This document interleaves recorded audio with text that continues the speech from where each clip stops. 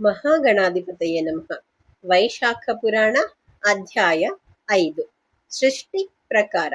ಜನ್ಮ ಮೃತ್ಯು ಜರಾ ವ್ಯಾಧಿ ದುಃಖ ಸಂಸಾರ ಬಂಧನಾತ್ ವಿಮುಚ್ಯತೆ ನಮಸ್ತಸ್ಮೈ ವಿಷ್ಣವೇ ಪ್ರಭವಿಷ್ಣವೇ.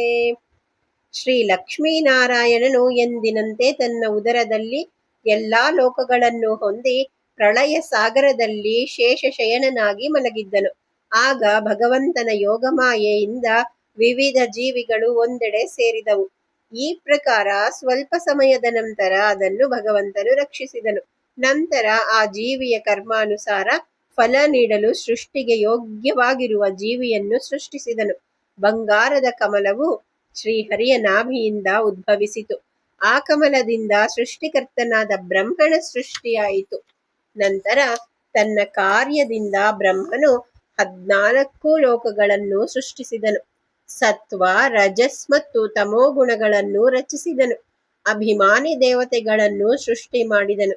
ವರ್ಣ ಆಶ್ರಮಗಳ ಭೇದ ಮಾಡಿದನು. 4 ವೇದಗಳನ್ನೂ ರಚಿಸಿದನು. ಧರ್ಮ ರಕ್ಷಣೆಗಾಗಿ ಶ್ರೀ ವಿಷ್ಣು ಋಷಿಮುನಿಗಳನ್ನು ಸೃಷ್ಟಿ ಮಾಡಿದನು. ಎಲ್ಲರೂ ತಮ್ಮ ಧರ್ಮವನ್ನಾಚರಿಸಿ ಶ್ರೀಹರಿಗೆ ಸಮರ್ಪಿಸಿದರು. ಎಲ್ಲರಲ್ಲಿರುವ ಭಗವಂತನು ಮನುಷ್ಯರ ಎದುರಿಗೆ ತಾನು ಪ್ರಕಟನಾದನು. ಭಗವಂತನು ತನ್ನ ಸೃಷ್ಟಿಯ ಬಗ್ಗೆ ಚಿಂತಿಸಿದನು. ಎಲ್ಲರೂ ಧರ್ಮವನ್ನಾಚರಿಸಲಾಗುವುದಿಲ್ಲ. ಕೆಲವರು ಕೃಷಿಯಲ್ಲಿ ಆಸಕ್ತರಾಗಿರುತ್ತಾರೆ. ಆದ್ದರಿಂದ ನಾನು ನನ್ನ ಪ್ರಜೆಗಳನ್ನು ಯಾವ ರೀತಿ ಅವರ ಧರ್ಮಾಚರಣೆಯನ್ನು ವೀಕ್ಷಿಸಲಿ? ಆದ್ದರಿಂದ ವೈಶಾಖ ಮಾಸದಲ್ಲಿ ಜನರು ನಿಶ್ಚಿಂತರಾಗಿರುತ್ತಾರೆ. ಯಾವುದೇ ಕೆಲಸದಲ್ಲಿ ಮಗ್ನರಾಗುವುದಿಲ್ಲ. ಭಗವಂತನು ಲಕ್ಷ್ಮಿಯೊಂದಿಗೆ ಭೂಲೋಕದಲ್ಲಿ ವೈಶಾಖ ಮಾಸದಲ್ಲಿ ಸಂಚರಿಸುತ್ತಿದ್ದನು. ಋಷಿಗಳು ಆತನನ್ನು ಸ್ತುತಿಸಿದ್ದರು. ಆದ್ದರಿಂದ ಪರಮಾತ್ಮನು ಧರ್ಮಾಚರಣೆ ಮಾಡುವ ಮನುಷ್ಯರ ಮನೆಯಲ್ಲಿರುವನು. ಅಲ್ಲಿ ಜನರ ಧರ್ಮಾಚರಣೆಯನ್ನು ಕಂಡನು. ಧರ್ಮವನ್ನು ಪಾಲಿಸುವವರಿಗೆ ಅವರ ಇಷ್ಟಾರ್ಥ ನೆರವೇರಿಸಿದನು. ಇದನ್ನು ಮಾಡದಿದ್ದವರ ಆಯುಷ್ಯ ಮತ್ತು ಸುಖವನ್ನು ಕ್ಷೀಣಿಸಿದನು.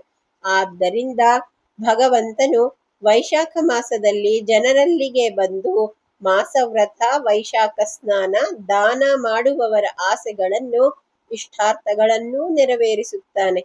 ಇಲ್ಲಿಗೆ ಸ್ಕಂದ ಪುರಾಣೋಕ್ತ ವೈಶಾಖ ಮಾಸ ಮಹಾತ್ಮೆಯ 5ನೇ ಅಧ್ಯಾಯವು ಮುಗಿಯಿತು.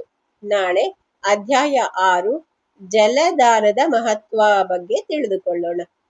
ನಮಾಮಿ ಕೃಷ್ಣಂ ಶಿರಸಾ ಜ್ಞಾನದೀಪಂ ದಯಾನಿಧಿಂ ಶಾಸ್ತ್ರಾಣಾಂ ಉಪದೇಷ್ಟಾರಂ ದೇವದೇವಂ ಕೃಪಾಕರಂ.